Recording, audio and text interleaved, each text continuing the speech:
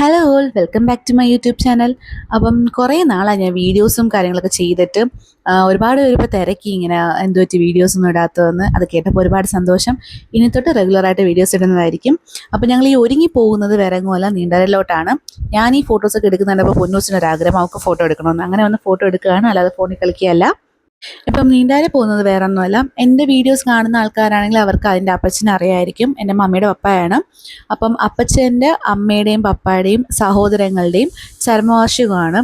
അപ്പോൾ അതിന് വേണ്ടിയിട്ടാണ് നമ്മൾ പോകുന്നത്. പപ്പ ഇല്ലാത്തത് കാരണം ഞങ്ങൾ ഓട്ടോയിലാണ് പോയത്. അപ്പോൾ ഇതാണ് നമ്മുടെ നീണ്ടകര പള്ളി.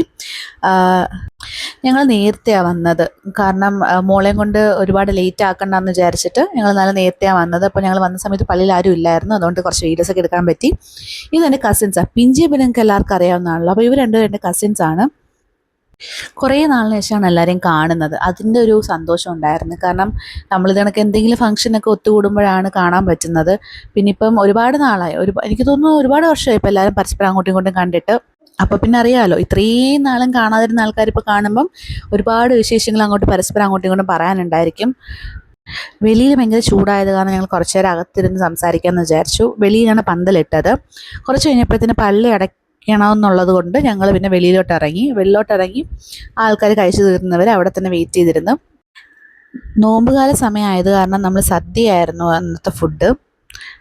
ഈ വീഡിയോയിൽ കുഞ്ഞയില്ല, കാരണം കുഞ്ഞിക്ക് അന്നത്തെ ദിവസം വരാൻ പറ്റിയില്ലായിരുന്നു. എൻ്റെ അനിയത്തിക്ക് ഒരു ഓപ്പറേഷൻ ഉള്ളത് കാരണം കുഞ്ഞിക്ക് അന്നത്തെ ദിവസം വരാൻ പറ്റിയില്ലായിരുന്നു.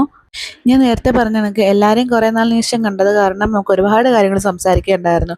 അങ്ങനെ എല്ലാവരും ഫുഡൊക്കെ കഴിച്ചു കഴിഞ്ഞതിന് ശേഷം കുറച്ച് നേരം അവിടെ ഇരുന്ന് എല്ലാവരോടും വിശേഷങ്ങളൊക്കെ പറഞ്ഞതിന് ശേഷമാണ് ഞങ്ങൾ വീട്ടിലോട്ട് പോയത്.